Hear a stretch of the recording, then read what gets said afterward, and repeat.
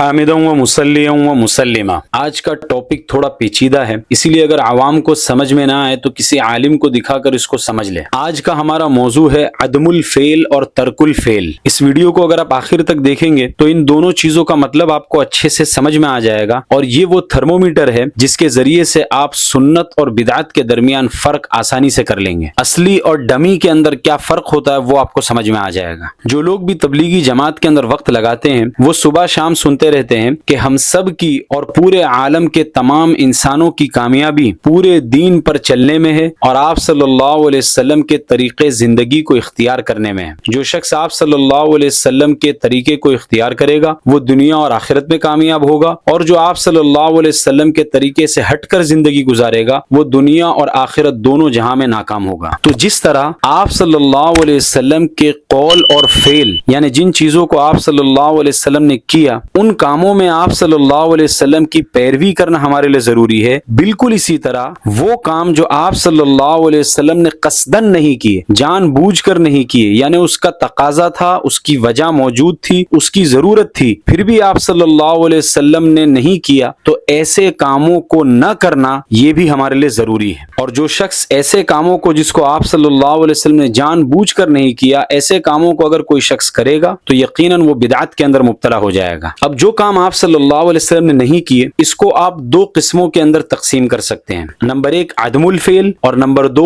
ترک الفعل۔ پہلے عدم الفعل کو لے لیتے ہیں، یعنی کسی کام کو آپ صلی اللہ علیہ وسلم اس وجہ سے نہ کرے کہ اس کی ضرورت اور اس کا تقاضا ہی پیش نہیں آیا، یعنی جان بوجھ کر آپ صلی اللہ علیہ وسلم نے وہ کام نہیں کیا، ایسا نہیں ہے، بلکہ اس کی ضرورت اور تقاضا پیش نہیں آیا اس وجہ سے نہیں کیا۔ تو اگر ایسے کسی کام کی ضرورت اور تقاضا آپ صلی اللہ علیہ وسلم کے زمانے کے بعد میں پیش آ جائے اور پھر لوگ اس کو کریں تو اس کام کو بدعت نہیں کہا جائے گا۔ اس کی ایک مثال لے لیجئے، امام محمد بن اسماعیل بخاری جن کی وفات 256 ہجری میں ہوئی، انہوں نے اپنی کتاب صحیح بخاری میں کتاب الاطعمہ کے اندر ایک روایت نقل کی ہے۔ حضرت انس رضی اللہ عنہ فرماتے ہیں کہ میں نہیں جانتا کہ آپ صلی اللہ علیہ وسلم نے مختلف تشتریوں میں کبھی کھانا کھایا ہو، یا آپ صلی اللہ علیہ وسلم کے لیے نرم روٹی پکائی گئی ہو، یا آپ صلی اللہ علیہ وسلم نے کبھی میز پر کھانا کھایا ہو۔ اس حدیث سے ہمیں پتا چلا کہ آپ صلی اللہ علیہ وسلم کے لیے نرم روٹیاں نہیں پکتی تھی، اور نہ آپ صلی اللہ علیہ وسلم میز پر کھانا کھاتے تھے اور نہ تشتریوں میں کھانا کھاتے تھے۔ تو اگر آج کے زمانے میں جو لوگ نرم روٹیاں کھاتے ہیں تو انہیں یہ نہیں کہا جائے گا کہ چونکہ آپ صلی اللہ علیہ وسلم نے نرم روٹیاں نہیں کھائی تھی تو جو تم چپاتیاں کھا رہے ہو یہ بدعت ہے۔ کیوں؟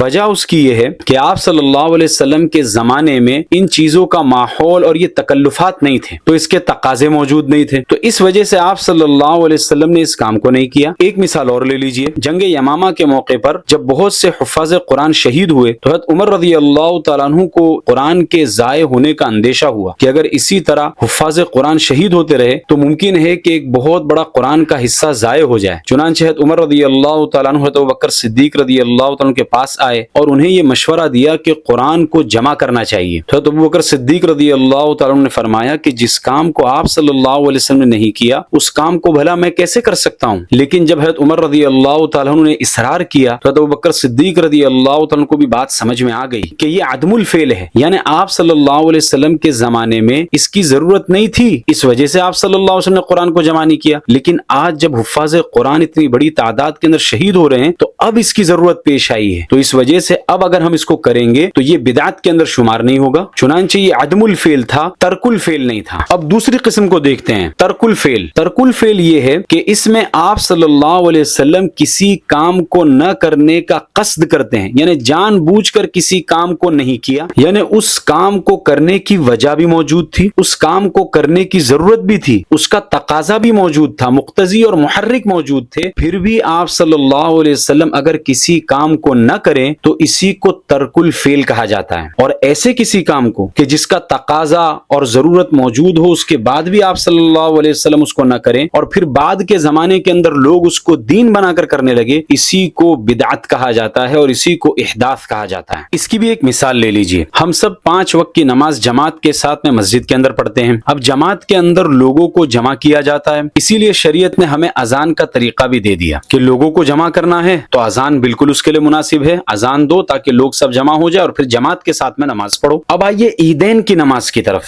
عید الفطر کی نماز اور عید الاضحیٰ کی نماز، یہ دونوں نمازیں بھی عبادت ہیں اور ہے بھی با جماعت کے. جماعت کے بغیر اگر آپ عید کی نماز پڑھو گے تو وہ نماز ہوگی نہیں. اب جب عیدین کی نماز میں بھی جماعت ضروری ہے تو جماعت کے لیے تو اذان بھی ضروری تھی، کیونکہ لوگوں کو جمع کرنا ہے تو اذان سے بہتر کیا چیز ہو تاکہ اذان سن کر سب لوگ مسجد میں آ جائیں اور پھر جماعت سے نماز پڑھ سکیں. یعنی عید کی نماز چونکہ جماعت کے ساتھ ہوتی ہے، اس وجہ سے یہاں پر اذان کی ضرورت اور اذان کا تقاضا موجود ہے، وجہ موجود ہے اذان دینے کی. پھر بھی آپ صلی اللہ علیہ وسلم نے عید کی نماز میں اذان نہیں کہلوائی. اب یہاں پر بات کو ذرا دھیان سے سمجھیے کہ عید کی نماز ایک عبادت تھی، اور عبادت بھی ایسی جس میں لوگوں کو جمع کرنا ہے، اور لوگوں کو جمع کرنے کے لیے اذان بہت مناسب چیز تھی. لیکن جب آپ صلی اللہ علیہ وسلم نے اس کو نہیں کیا، تقاضا موجود ہے، محرک اور مقتضی موجود ہے، ضرورت موجود ہے، اس کے باوجود آپ صلی اللہ علیہ وسلم نے عید کی نماز کے اندر اذان اور اقامت نہیں کہی. اسی کو ترک الفعل کہتے ہیں. یعنی ضرورت اور تقاضا ہونے کے باوجود قصدن آپ صلی اللہ علیہ وسلم کسی کام کو نہ کریں. اب اگر بعد میں کوئی شخص عیدین کی نماز کے لیے اذان شروع کر دے تو اسی کو بدعت کہا جائے گا. اب تک کی پوری کلپ کا خلاصہ یہ ہوا کہ آپ صلی اللہ علیہ وسلم نے جو کام نہیں کیے ہیں وہ دو طرح کے ہیں، ایک عدم الفعل اور ایک ترک الفعل. عدم الفعل کے اندر یہ ہوتا ہے کہ اس کام کی ضرورت اور تقاضا ہی نہیں ہوتا، اس وجہ سے آپ صلی اللہ علیہ وسلم نے نہیں کیا، تو ایسا کوئی کام اگر بعد والے کرے تو یہ بدعت نہیں ہے. لیکن ترک الفعل میں یہ ہوتا ہے کہ آپ صلی اللہ علیہ وسلم کے سامنے تقاضا، ضرورت، محرک اور مقتضی موجود ہوتا ہے، اس کے باوجود آپ صلی اللہ علیہ وسلم اس کام کو نہیں کرتے، اس کو ترک الفعل کہا جاتا ہے. اور اس کام کو اگر بعد والے لوگ دین بنا کر کریں گے تو یقیناً یہ بدعت ہے. حکیم الامت مجدد الملت حضرت مولانا اشرف علی تھانوی قدس سرہ، جن کی وفات 1943 عیسوی میں ہوئی، وعد السرور کے اندر انہوں نے ترک الفعل کے سلسلے میں محفل میلاد کی مثال دی ہے. یعنی عید میلاد منانا اور میلاد کی محفل قائم کرنا، اس کی وجہ، اس کی ضرورت اور تقاضا کیا ہے. آپ جب غور کریں گے تو پتا چلے گا کہ اس کی وجہ ہے الفرح علی ولادت النبی صلی اللہ علیہ وسلم، یعنی آپ صلی اللہ علیہ وسلم کی پیدائش پر خوش ہونا. اب یہ جو وجہ ہے آپ صلی اللہ علیہ وسلم کی پیدائش پر خوش ہونا، یہ ایک ایسی وجہ اور ایک ایسا تقاضا ہے کہ یہ وجہ آپ صلی اللہ علیہ وسلم کے زمانے میں اور صحابہ کے زمانے میں بھی موجود تھی. اور اس تقاضے اور ضرورت اور وجہ کے موجود ہونے کے باوجود نہ تو آپ صلی اللہ علیہ وسلم نے محفل میلاد کو منعقد کیا، نہ صحابہ نے بعد میں میلاد کی محفلیں قائم کی اور عید میلاد منایا گیا. اس لیے میلاد کی مجلسوں کا قائم کرنا بدعت ہے. یا پھر جو لوگ میلاد مناتے ہیں وہ یہ مان لیں کہ انہیں اتنی خوشی ہوئی ہے آپ صلی اللہ علیہ وسلم کی پیدائش پر جتنی خوشی صحابہ کو بھی نہیں ہوئی تھی، اور ظاہر سی بات ہے یہ بالکل جھوٹ ہے. امام ابو اسحاق ابراہیم بن موسیٰ شاطبی، جن کی وفات 590 ہجری میں ہوئی، وہ اپنی مشہور تصنیف کتاب الاعتصام جلد 1 صفحہ 361 پر لکھتے ہیں، شریعت اگر کسی خاص حکم سے خاموش ہو اور آپ صلی اللہ علیہ وسلم کسی کام کو نہ کریں جبکہ اس کا تقاضا اور ضرورت موجود ہو، لیکن پھر بھی ایک عام حکم کو اس کی عام حالت پر ہی باقی رکھا جائے، نہ اس میں کوئی کمی کی جائے نہ اس میں کوئی چیز بڑھائی جائے، تو یہ صریح دلیل ہے اس بات کی کہ اب جو کوئی بھی اس عام حکم کے اوپر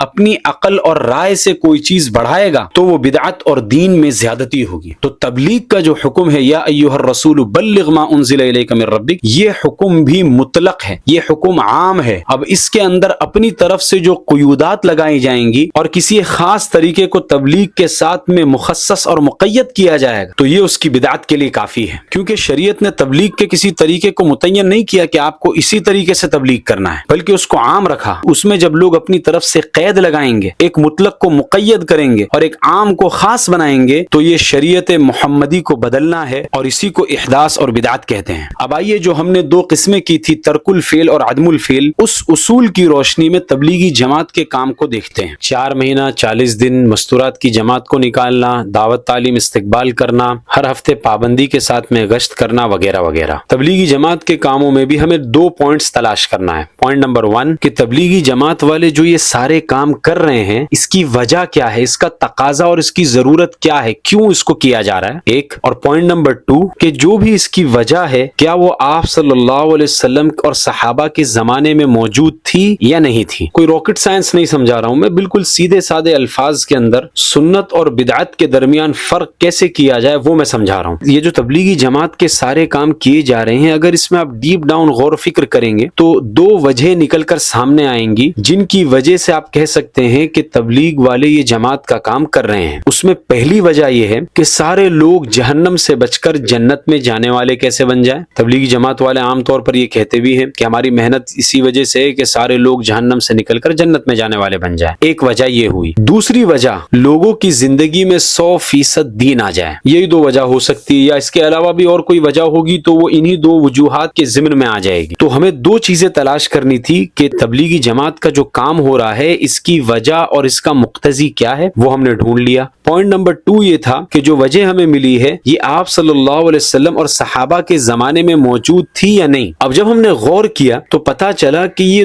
دونوں وجہ کہ لوگ جہنم سے بچ کر جنت میں چلے جائیں اور 100% دین لوگوں کی زندگی میں آ جائے، یہ دونوں وجہ آپ صلی اللہ علیہ وسلم کے زمانے میں بھی موجود تھی، اس کا تقاضا موجود تھا، اور صحابہ کے زمانے میں بھی موجود تھی۔ اگر آپ کو دلیل چاہیے تو دلیل قرآن سے لیجئے۔ پہلی وجہ کیا تھی کہ لوگ جہنم سے نکل کر جنت میں چلے جائیں۔ اللہ تعالیٰ قرآن کے اندر فرما رہے ہیں فمن زحزح عن النار وادخل الجنۃ فقد فاز، جہنم سے بچا لیا گیا اور جنت میں داخل کر دیا گیا، وہ کامیاب ہو گیا۔ دوسری وجہ کیا تھی کہ 100% دین زندگی میں آ جائے۔ اللہ تعالیٰ قرآن کے اندر فرما رہے ہیں یا ایھا الذین آمنوا ادخلوا فی السلم کافہ، کہ اسلام کے اندر پورے داخل ہو جاؤ۔ تو قرآن کی یہ آیتیں جس نبی کریم صلی اللہ علیہ وسلم پر اتری، تو کیا آج کے لوگ ان آیتوں کے تقاضوں کو آپ صلی اللہ علیہ وسلم اور صحابہ سے زیادہ جانتے ہیں؟ جب آپ صلی اللہ علیہ وسلم کو بھی پتا تھا کہ لوگوں کو جہنم سے بچا کر جنت میں لے جانا یہ نہایت اہم ہے، اور 100% دین زندگی کے اندر آنا، 100% اسلام کے اوپر عمل کرنا، یہ بھی تقاضا موجود تھا آپ صلی اللہ علیہ وسلم کے زمانے میں، اس کے باوجود آپ صلی اللہ علیہ وسلم نے اس طریقے سے کام کو جاری نہیں کیا جس طرح آج تبلیغی جماعت والے اس کام کو دین بنا کر رہے ہیں۔ پوائنٹ ٹو بی نوٹڈ، میں کہہ رہا ہوں دین بنا کر رہے ہیں۔ تو اسی کو ترک الفعل کہتے ہیں کہ تقاضا موجود ہو، ضرورت موجود ہو، مقتضی و محرک اور داعی موجود ہو، اس کے باوجود آپ صلی اللہ علیہ وسلم نے اس کام کو نہیں کیا۔ نہ تو آپ صلی اللہ علیہ وسلم نے کہیں پر 4 مہینے کی جماعت بھیجی، نہ چلے کی جماعت پڑوس علاقے میں بھیجی، نہ عورتوں کو مستورات کی جماعتوں میں نکالا، نہ دعوت تعلیم استقبال والا عمل مسجد نبوی کے اندر چلتا تھا، نہ ہفتے کا ایک دن طے کر کے پابندی کے ساتھ میں گشت ہوتا تھا۔ ان سارے اعمال کے تقاضے اور ضرورت اور وجہیں آپ صلی اللہ علیہ وسلم کے زمانے میں موجود تھی، پھر بھی آپ صلی اللہ علیہ وسلم نے یہ کام نہیں کیا۔ تو اب اس کام کو جب لوگ آج کے زمانے میں دین کا نام دے کر دین بنا کر رہے ہیں، اسی کو صریح بدعت کہا جاتا ہے۔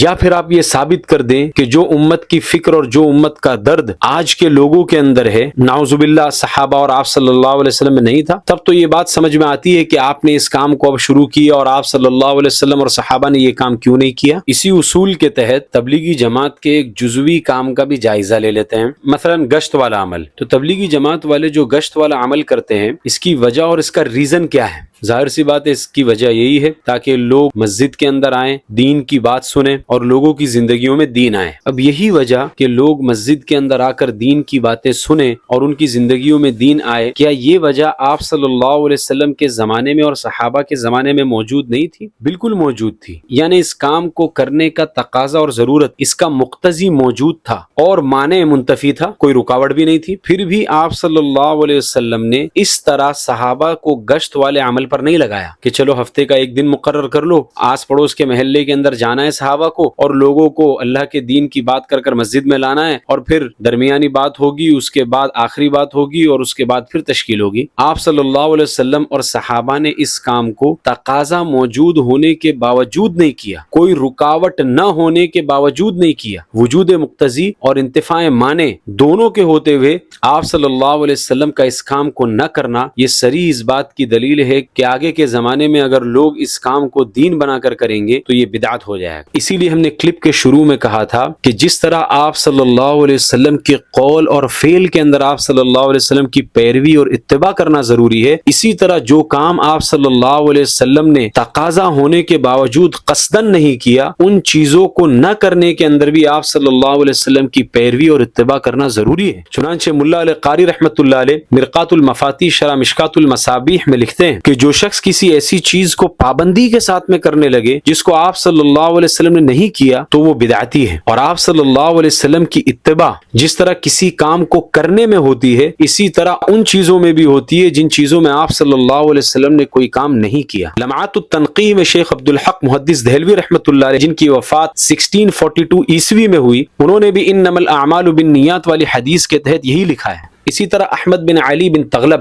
المعروف بابن الساعاتی جو مشہور حنفی فقیہ اور اصولی تھے، انہوں نے اپنی کتاب مجمع البحرین میں ایک روایت نقل کی ہے کہ ایک شخص نے عید کی نماز سے پہلے نفل پڑھنے کا ارادہ کیا تو حضرت علی رضی اللہ تعالیٰ عنہ نے اس کو دیکھا تو اسے منع کیا، تو اس نے جواباً حضرت علی کو کہا کہ میں جانتا ہوں کہ اللہ تعالیٰ مجھے نماز پڑھنے پر تو عذاب نہیں دیں گے. تو حضرت علی رضی اللہ تعالیٰ عنہ نے فرمایا کہ یہ بات بھی یقینی ہے کہ اللہ تعالیٰ تمہیں ایسے کسی کام پر ثواب بھی نہیں دیں گے جس کو آپ صلی اللہ علیہ وسلم نے نہیں کیا. میں نے بیچ میں ایک پوائنٹ یہ کہا تھا کہ لوگ اگر تبلیغی جماعت کے کام کو دین بنا کر کریں تو یہ بدعت ہوگا، اگر اس کو دین نہ بنائے، اس کو مباح سمجھے. مباح کا مطلب مفتی کفایت اللہ صاحب نے تعلیم الاسلام کے اندر لکھا ہے کہ مباح ایسے عمل کو کہتے ہیں کہ جس کے کرنے کے اوپر کوئی ثواب نہ ہو اور جس کے نہ کرنے کے اوپر کوئی گناہ نہ ہو. تو مباح سمجھ کر اگر اس کام کو کیا جائے جو کہ اس کام کا اصل درجہ تھا تو اس کام کے اندر کوئی خرابی نہیں ہے. لیکن جب اس کو آپ مباح کے درجے سے آگے بڑھائیں گے، اس کو آپ واجب کہیں گے، اس کو آپ کبھی فرض کفایہ اور فرض عین کہیں گے، تب اس کے بدعت ہونے میں کوئی شک نہیں ہے. اور یہ بات کہ تبلیغی جماعت نے اس کام کو دین بنا لیا ہے، اس کی دلیل میں بارہا دے چکا ہوں. دیکھیے مولانا الیاس صاحب رحمۃ اللہ علیہ نے تبلیغی جماعت کا جو کام ہے یہ 1350 سال کے بعد شروع کیا، یعنی یہ ایک نیا کام تھا. جب کام نیا تھا اور 1350 سال کے بعد شروع کیا تھا تو اس کو قرآن اور حدیث کے اندر تلاش کرنے کی ضرورت نہیں ہے. لیکن ہو کیا رہا ہے کہ قرآن اور حدیث سے چن چن کر فضائل لا کر تبلیغی جماعت کو ثابت کیا جا رہا ہے. قرآن کی آیتوں سے تبلیغی جماعت کے کام پر استدلال کیا جا رہا ہے. قرآن اور احادیث کی اصطلاحات کو تبلیغی جماعت کے کام کے لیے استعمال کیا جا رہا ہے. خروج ہے، نفر ہے، مہاجرین، انصار، اس طرح کی ساری چیزوں کو تبلیغی جماعت کے کام پر فٹ کیا جا رہا ہے. اگر تو اس کو دین نہ بنایا ہوتا تو قرآن سے اور احادیث سے اس کے فضائل ثابت کرنے کی ضرورت کیا تھی؟ یہ تو ایک نیا کام تھا، مولانا الیاس صاحب رحمۃ اللہ نے شروع کیا، اس کو اسی طرح کرتے رہتے. لیکن جب تبلیغی جماعت نے قرآن اور حدیث سے استدلال کرنا شروع کیا اور وہاں سے فضائل لا لا کر اپنے کام کے اوپر فٹ کرنے لگے، تب انہوں نے خود اس بات کو ثابت کر لیا کہ اب اس کام کو دین بنا لیا گیا. اگر دین نہ بنایا گیا ہوتا، ایک نیا کام اس کو مانتے، تو اس کے لیے فضائل قرآن حدیث سے لانے کی ضرورت ہی کیا تھی؟ مولانا سعد صاحب فرما رہے ہیں کہ اللہ کے راستے میں نکلنے کو اللہ کا امر سمجھو، اور ہر سال 4 مہینے